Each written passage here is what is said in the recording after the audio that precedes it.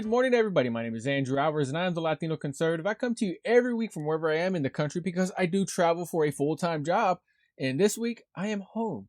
That's right. I'm doing some work remotely from home, so I get to stay home. Plus, I get to have my big cup of coffee. Before we get into today's topics, I do want to say thank you for all of my subscribers again. And if you catch this, please smash that like button, smash that share, subscribe up, sign up for alerts. You know, all the drills. I'm trying to get to. I've got a quest going on. I'm trying to get to 1,000 subscribers. So please do me a favor and share this with me. And I'm also going to go live on Thursday. I go live Thursdays at 8 o'clock wherever I am, whether it's East Coast, West Coast, or like in the good state of Texas, Central Time. So I want to start off today with some fake news. That's right. I said it. Fake news. The Washington Post had posted out there. They made a claim that Joe Biden will have the first all-female senior communications team. Now let's read a little bit about this. The claim, the Washington Post suggested that Joe Biden's administration will be the first to have an all-female senior communications team. The verdict on that? False. But you don't see fact checkers doing that on Facebook or Twitter. You don't see them fact checking that because he hasn't. And as many have noted, President Donald Trump has appointed several women to such high-ranking positions throughout his tenure. Let's read more on this. On Sunday, the Post reported that Biden would tap Jen Psaki, a former Obama administration era communications director, to serve as his White House press secretary. She's going to take Kayleigh McEnany's spot. Yeah, those are some big shoes to fill. Kayleigh is on fire. Psaka's appointment was announced with news that Kate Bedingfield, who served as former vice president's deputy campaign manager, would be joining the White House as director of communications. Joining them will be Karine Jean-Pierre and Pili Tobar, respectively. Jean-Pierre, a one-time MSNBC analyst who is currently a senior advisor to the progressive group Move On, will serve as principal deputy press secretary under Psaki. Tobar, meanwhile, will serve as deputy communications director. Throughout the 2020 race, Tobar was one of Biden's campaign directors of coalitions. And similarly, Vice President-elect Kamala Harris's communications staff will be led by women. Ashley Etuan, a former senior advisor to House Speaker Nancy Pelosi, will serve as Harris's communications director, while Simone Sanders, a top aide on Biden's campaign, will serve as chief spokesperson.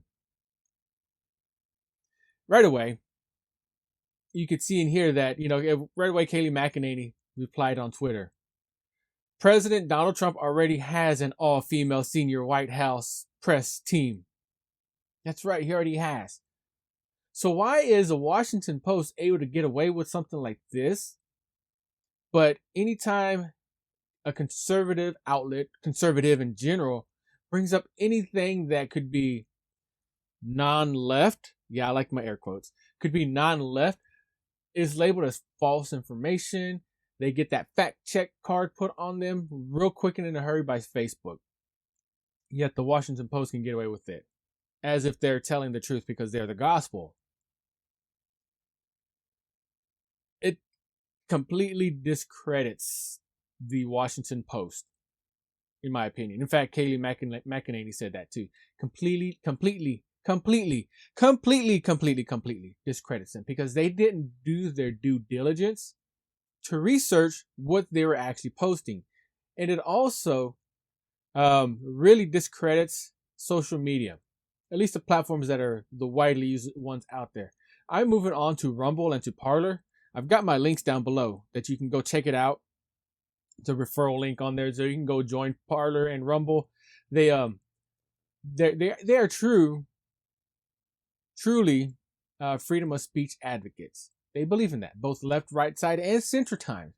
Because Donald Trump said, we are victims of suppression by omission. I believe that's what his quote said exactly. Here, I'll say it for you exactly. His exact quote was, "We don't have freedom of the press in this country. We have suppression by the press. They control what they want you to hear." And I've talked about that before. They can control what is fed to you, whether it's on TV, whether it's through internet, whatever. And they have this high grade technology, these algorithms out there that billions are spent on developing to feed you what they want you to feed, what they want you to see. You can go, I mean, how many of you have already experienced this? I know I have.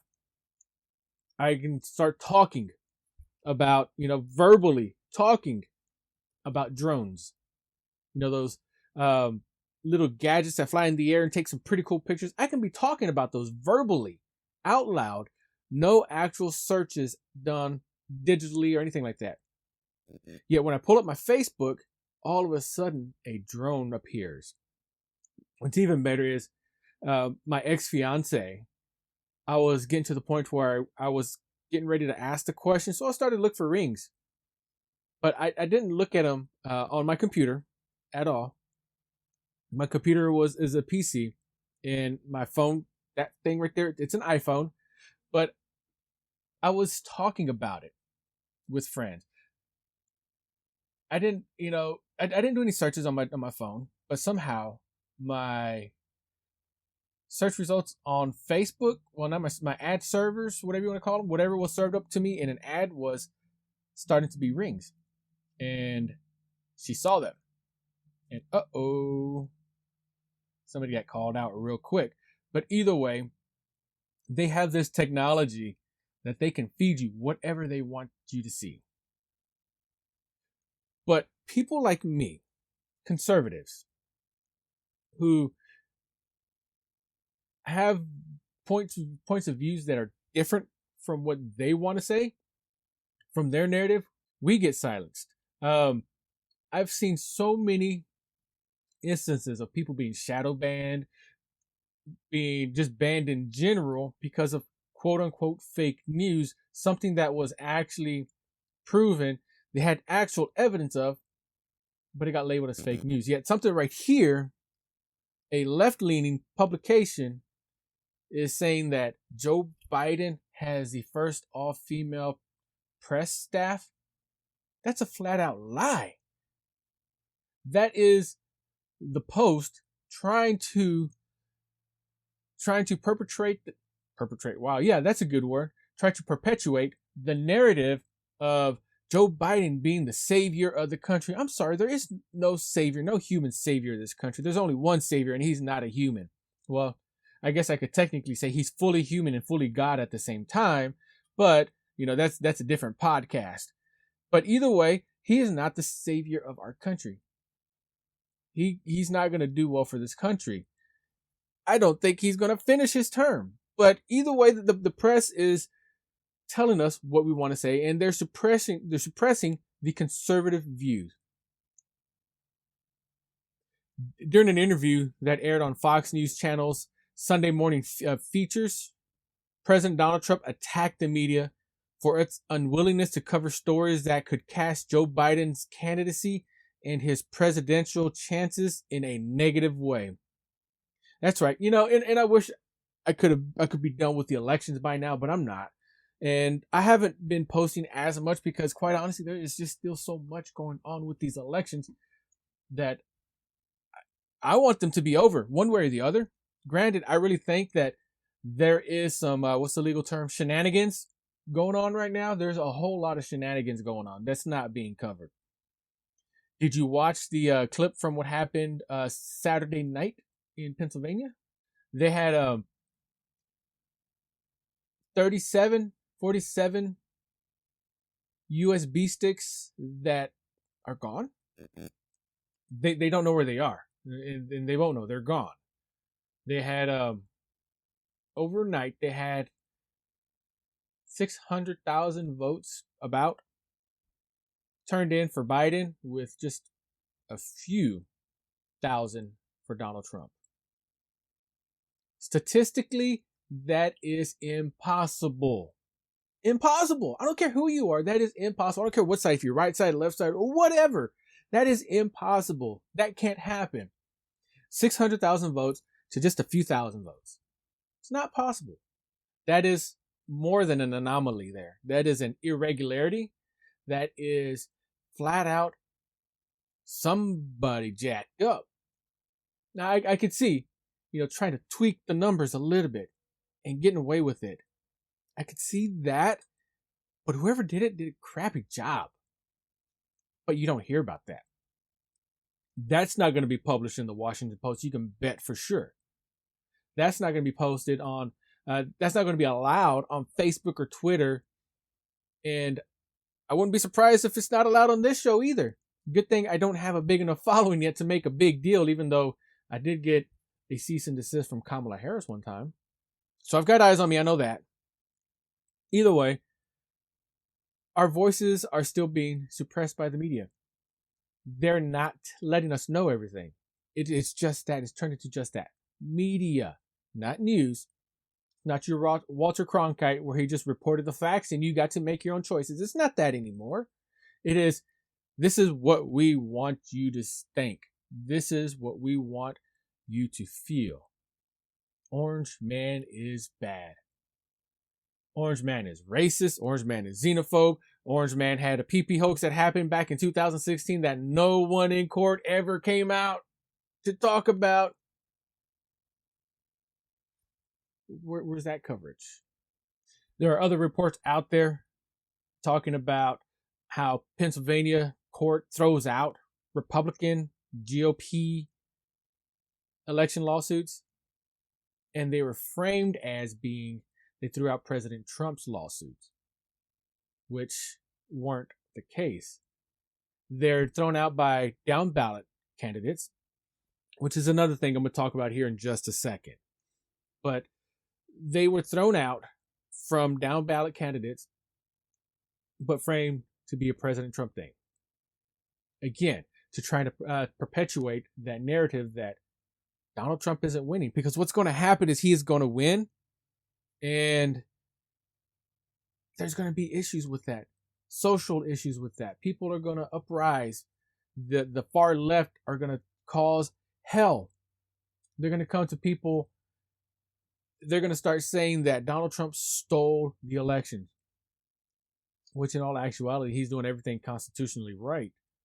The Constitution is set up so if he questions the validity of the elections, which he does, and he has, he can take it to a court, a local court for each precinct or each county. Then after that, it can go in and work its way up through the different court systems. He can appeal. Everybody who files a case can appeal the outcome. You can file an appeal for a speeding ticket. The question is, do you have the money? Obviously, Donald Trump does to file these appeals. So he files these appeals. And if they get thrown out, he can go so much as to go to the U.S. Supreme Court. If they throw it out, he can go to the state legislature. Now here, that's the kicker right there. He could go to the state legislature, or they could even take it up themselves and say, this is our case now. This is our state. This is our election rules. So we're going to go ahead and give our vote, our electoral votes to Donald Trump or to Joe Biden, whoever they choose. That is the constitutional process. For instances such as this, if it is so far out of question and my voice and your voice are basically nullified at this point in time because we can't trust the electoral system, not the college, the system. And by system, I mean the process. The tools that they use, the people that man the tools, the computers, the filled in mail-in ballots that are filled in so perfectly, looks like they were printed with the laser printer, and the envelope signatures weren't verified with the voter registration signatures, all that stuff. If that stuff is no longer trustworthy, then we get rid of it. or we bypass it for that term, and then we go to the state legislators, each one individually. And each state's legislature at this point in time is primarily Republican. Go figure. Even California. Somebody fact check me on that one. But he could go all the way with this one just by following the process. And let's not even get into the actual software that was used on that. That's another episode. But moving on, back to Pennsylvania. There's been so much back and forth with Pennsylvania. The court there has refused to certify the actual result, as they should, because there is too much of a case going on with them right now. But you have this guy out here, Pennsylvania Lieutenant Governor John Fetterman. This is also the guy that said that Biden won Pennsylvania even before the elections were over.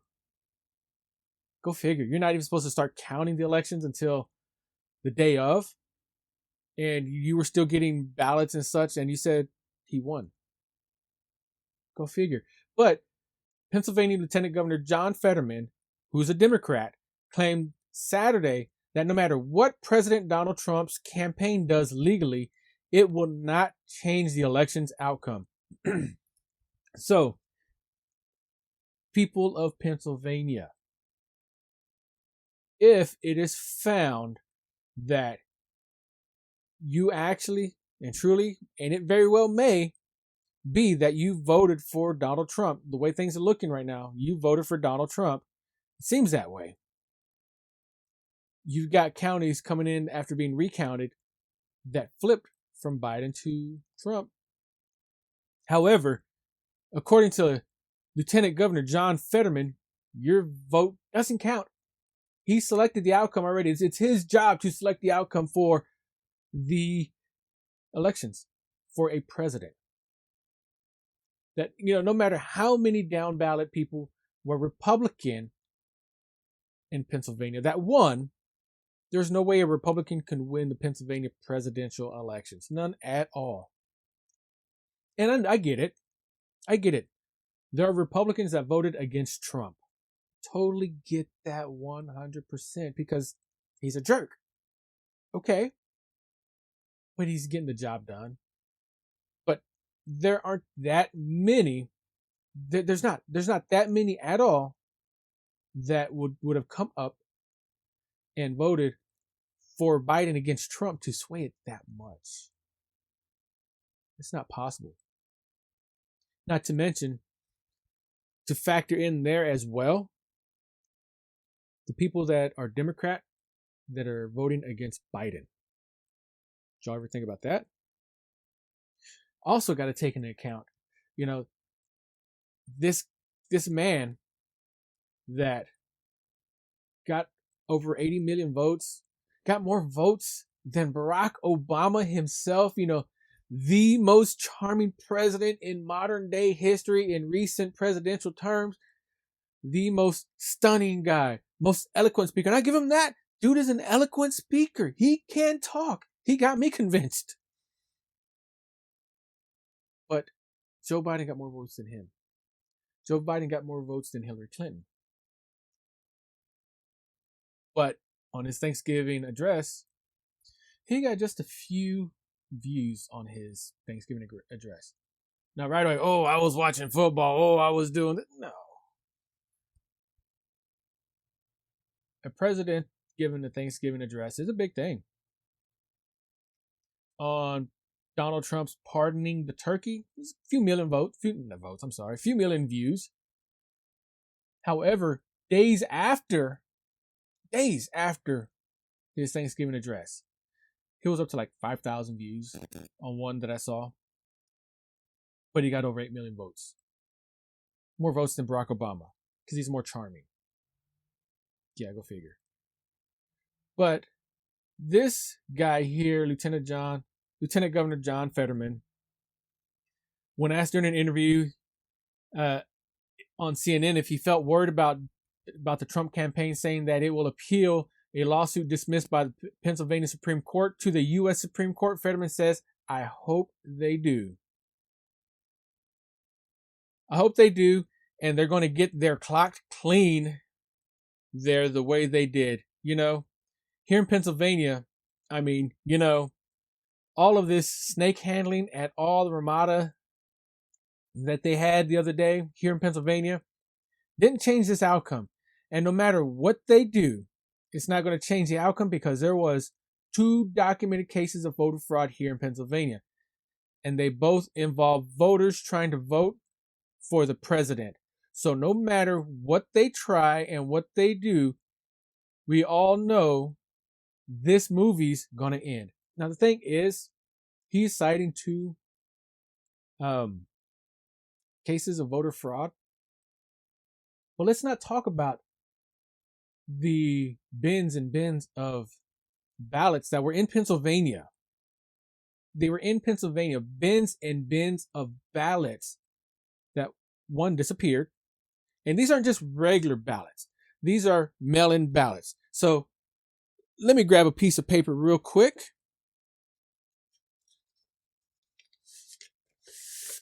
Sorry, this is a messed up piece of paper, but this is a piece of paper. No folds in it.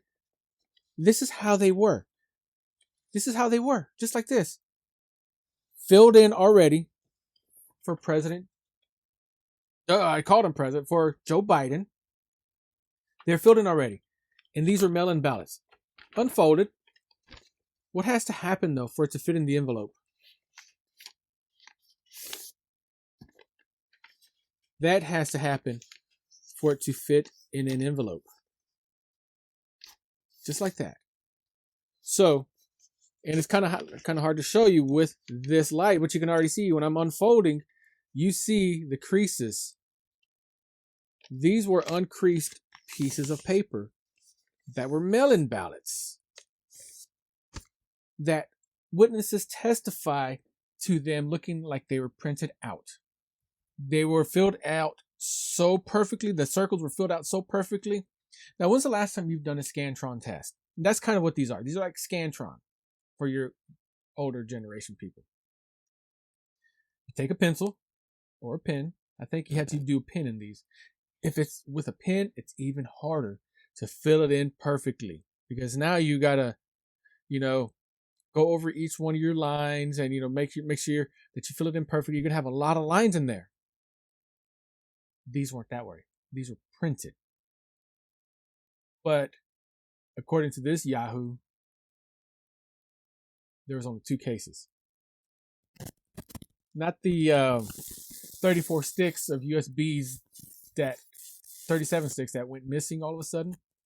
Not the chain of custody from the ballots to like from the bottom to the top that disappeared. That chain of custody log just gone. Not to mention that chain of custody log that they tried to recreate. That's like a car dealership saying, here, sign this contract. It doesn't have anything on it. I'll print it out later. And you get stuck with a 24% interest rate instead of the 2% that they promised you. Fishy.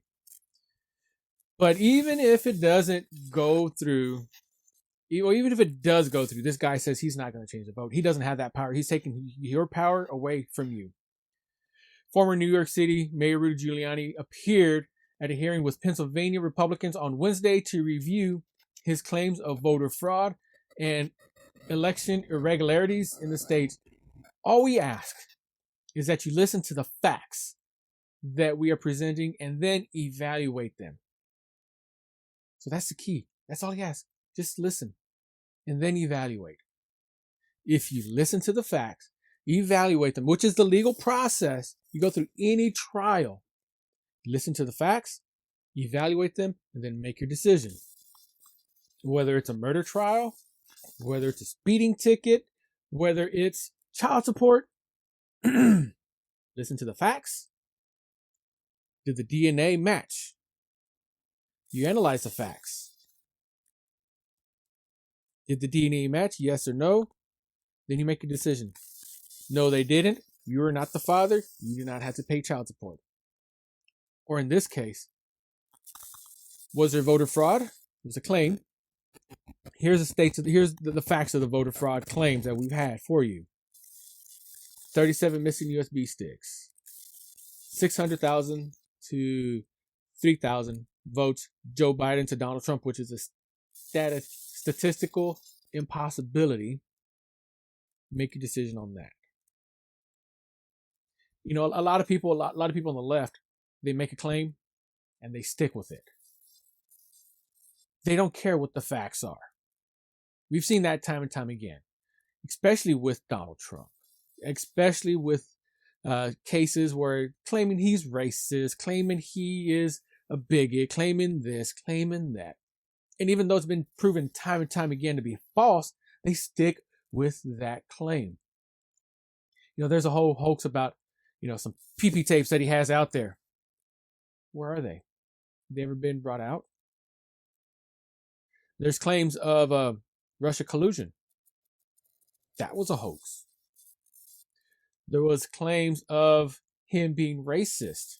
You know, time and time again, that's been proven. It's kind of funny how all of a sudden, as soon as he makes president, he's a racist. As soon as he starts running for presidency, he's a racist. Yet, look back at the history. You know, the history that he has, along with, you know, he's hanging out with people like Al Sharpton, doing good stuff with Al Sharpton. Now Al Sharpton wants to throw him in jail. Hypocrite. Yeah, I said it. After allegation after allegation that has been debunked after debunked, yet they still believe those allegations. It's just the left for you, I guess. So here's some more fake news. So the postal worker in Pennsylvania, who congressional Democrats and major U.S. newspapers claimed had recanted his allegations of mail-in ballot tampering, is denying that he walked back on his word. So there's a video posted Tuesday evening of Richard Hopkins, a United States Postal Service worker who, in the must-win state, denied taking back his statements whenever speaking to authorities. His quotes, and I say, "I'm here to say I did not recant my statement. That did not happen. That did not happen." The news came hours after House Oversight Committee Democrats wrote in a series of tweets that investigators with the USPS Inspector General's office told staffers that Hopkins backed off his allegations during an interview Monday. So again, more fake news. More fake news. But you don't see it being carted. And especially in a state where mail-in ballots is such a huge issue. Such a huge issue. You've got postal workers coming out and saying that mail-in ballots were being tampered with. And claims from the left saying that he recanted that. How can you deny that we have suppression by the media, by social media, by oppression, suppression by omission? They're not telling us.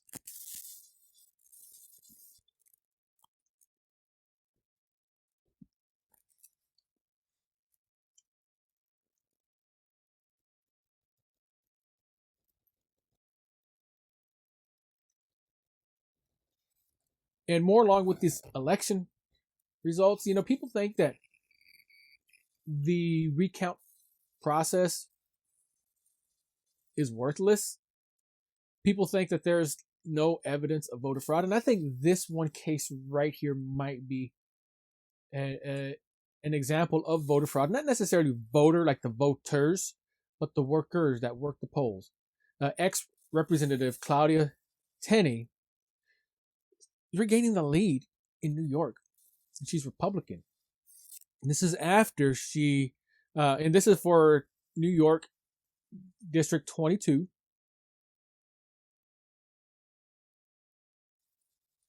Representative Anthony Brindisi, the Democrat of New York, and his supporters have been claiming for days that their man has pulled ahead of ex-Representative Tenney a Republican from New York, for the first time in the long count of their contest in the New York district.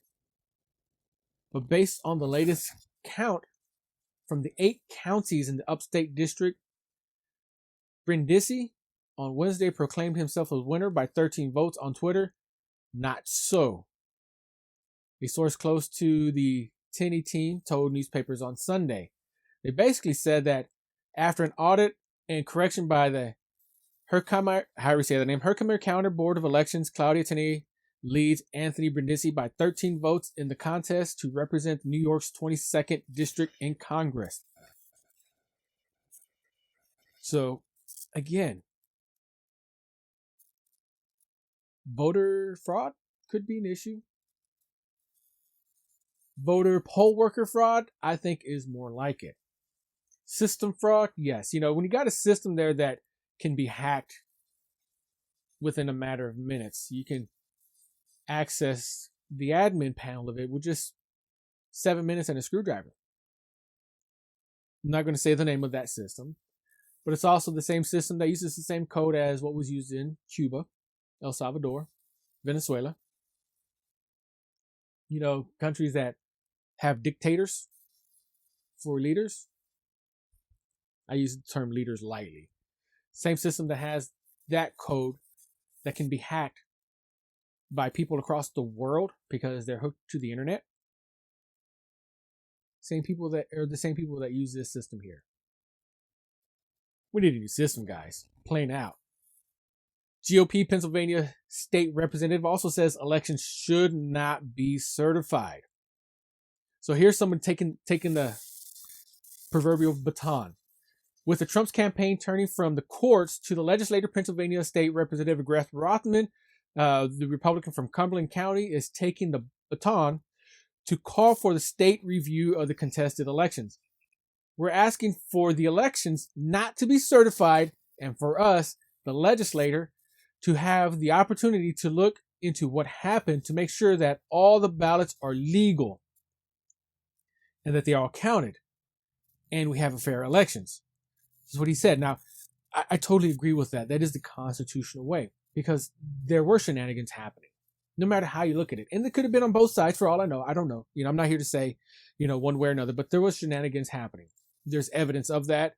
And so I can't be claimed for false information on that. But as is constitutionally appropriate, the legislature, it's time for them to step up. And I think once Pennsylvania takes action into that, more states are going to follow suit. Georgia, Wisconsin, Nevada, Arizona. I was in Arizona last week, a week ago. I didn't see a single Biden sign. Not a one, not a single Biden sign, not a single Biden sticker, bumper sticker, nothing. And this was in Phoenix, Maricopa County, the largest city in Arizona. I didn't see a single one. None. In fact, I was listening to a podcast, it was to a live broadcast of a biker rally in Georgia in support of Trump. And I heard a biker on there that said that he was from Phoenix. Oh, I was in Phoenix. Cool. But he wasn't there. It would be totally cool to talk with him, message him or something, but I just couldn't. So he was in Georgia, bikers for Trump from Phoenix. And I saw a bunch of other motorcycles that said bikers for Trump on them. Not a single Biden sign. Not a one. And I drove around a little bit. I took a couple of detours to try to find one. Not a one. Yet Joe Biden won Phoenix. Won Arizona. Makes you wonder how that happened. And I think once Pennsylvania does this, Arizona may jump on the bandwagon and say, hey, let's take a look at what's actually going on here. Maybe after all of this is happening, after all of this clears up, after the dust settles, and if Trump does come out the winner, maybe we can get a new voting system. Don't do away with the Electoral College. It's there for a reason. I totally appreciate that. But the software system that has been used, and I've got to be careful not to say the name, but the software system that is being used, it needs to be changed. It really needs to be changed. The people that are in that are in charge of running that, they need to be vetted more. And I think they need to be chosen from a pool of people that aren't influenced. It's hard to come by these days, I know, but we need to do a better job of vetting the poll workers. I think on both sides. But yes, I think it is time for the individual states legislators to start taking over, to start jumping in, stepping in, doing what they need to do. I think that will prevent a lot of this turn to the socialist party that the governors have started doing. I think it's crazy how states can have a very socialist democratic governor, but the other down ballot items are ballot positions, I should say, are Republicans and conservatives. Gavin Newsom is imposing lockdowns again. Has imposed lockdowns again. I can go into a restaurant, order my food, but I can't eat inside the restaurant. I can eat in a big old tent outside of the restaurant, but I can't eat inside the restaurant because COVID does not go into tents. I have to wear a mask. I must. Now, me, I choose to, but it's not my choice that I wear a mask. I must. I have to. Everyone has to. It's not their choice. Little conspiracy theory side of it. What if all of these mandates that these socialist governors are doing, and even Greg Abbott with his mandates of wearing masks, what if that's a way to start controlling how we do other things? And I think it is, because, and I want to say it was Adolf Hitler that said the best way to take over somebody's freedoms is by one freedom at a time. You know, the whole frog in the pot of boiling water scenario. Just raise the heat up a little bit and it won't jump out. I forget exactly what the quote is, but something like that. So they're making us wear masks. It's my choice, but I'm forced to as well. You know, I got the acne scars now to prove that I'm wearing a mask because I haven't had acne since I was a teenager. But now they're telling us to not have Thanksgiving dinner. I'm not sure how many people had Thanksgiving dinner. I know I did. I ended up having Thanksgiving dinner. And it was fun. Nice. Christmas. You know, the day where Christians meet, and not just to exchange Christmas gifts, but to celebrate the birth of their Lord and Savior, Jesus Christ. You're trying to take that away from us now? Yeah, I understand the presents are nice, but the more important part about it is the reason for that. The real gift that we have, which is salvation. They're trying to take that away from us too. It's almost like they're trying to take away our First Amendment freedoms altogether. Freedom of speech, freedom of religion, the separation of church and state. Now, what'll happen if they actually unify? That's a real question. Conspiracy theory, I know, but my point is, all of these socialist governors seem to have a really conservative, not staff, you know, they seem to have a conservative legislator, whether it's the state senators and state representatives and state whatever you call them. You know, I think California has a different name for them, but they seem to have a conservative backing of those positions. So you've got people like Lieutenant Governor of Pennsylvania who is saying no matter what his people do, they're not going to certify the result, or they're not going to change the election results. But it's supposed to go to, it's not in the House. It's not in the hands of the Lieutenant Governor. It's in the hands of the legislature.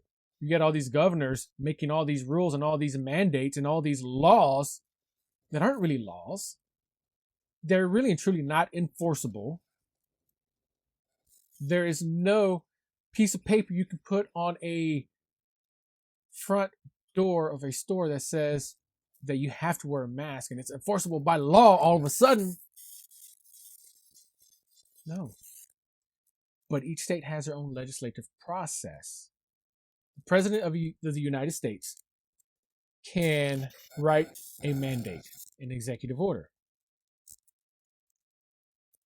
Congress can shut it down if they wanted to. The Supreme Court could shut it down. And I'm talking about both houses of Congress, the Senate and the Representatives. They could shut it down if they wanted to. But they haven't. Why? Because there's no legal basis of any executive order that President Trump has put out there. There's no legal basis for them to shut it down. However, I will encourage state legislatures, if your governor has done something that is unconstitutional in your state, strike that crap down. What's up? Come on. Be a representative for your people. This representative here from Pennsylvania, Representative Greg Rothman, is stepping up to the plate. We need more people like him. Hell, let me serve a term or two in city council. I'll do it. I'm only going to city council first because I want to learn the processes. I want to get my toes wet first before I go head deep. I don't know if I'll like it. I don't. And if I don't like it, I still got this venue and I still got my full-time job. That's the cool thing about city council, is I could keep my full-time job. But with more people like Pennsylvania State Representative Greg Rothman stepping up to the plate and checking their governors, utilizing the legislative process that was built out by our forefathers, the founders of our country, the ones that were leaving a dictatorship, not to just create one in the future, but they're leaving a dictatorship for their people. We would be a better place. I think you would see a whole lot more conservatism. Conservatism, the whole mentality of a small government, the whole mentality of not being told that I don't have rights, that my freedom of speech equals your freedom of speech. My freedom of worship equals your freedom of worship. Whether I choose to love this person or that person, you get that same right too. This person or that person, whoever. That's one of the awesome things about being a conservative, is that I get my own freedoms, and so do you. Our freedoms are equal. All men are created equal. And by men, I'm talking about the species of humanity. We're all created equal. So we all have equal rights. Civil rights that have been fought for centuries are my rights. They're your rights. They're everybody's rights. No matter your color, your creed, your origin, or whatever, all that good stuff. I'm not going to try to get too Martin Luther King-ish on that, but everybody has the rights. And I believe that people like State Representative from Pennsylvania, Representative Greg Rothman, with people like him stepping up to the plate and fighting these tyrannical governors, these tyrannical representatives, term used loosely, that we have in Congress, fighting them at the state level, you'll see a lot more conservatism coming up. And my rights will be your rights too. Hey guys, thanks again for listening to me rant and rave. My name is Andrew Alvarez. I'm the Latino Conservative. Don't forget, like, share, subscribe, hit that button. Throw me a comment. Let me know what's up. Y'all have a good day. Happy Monday.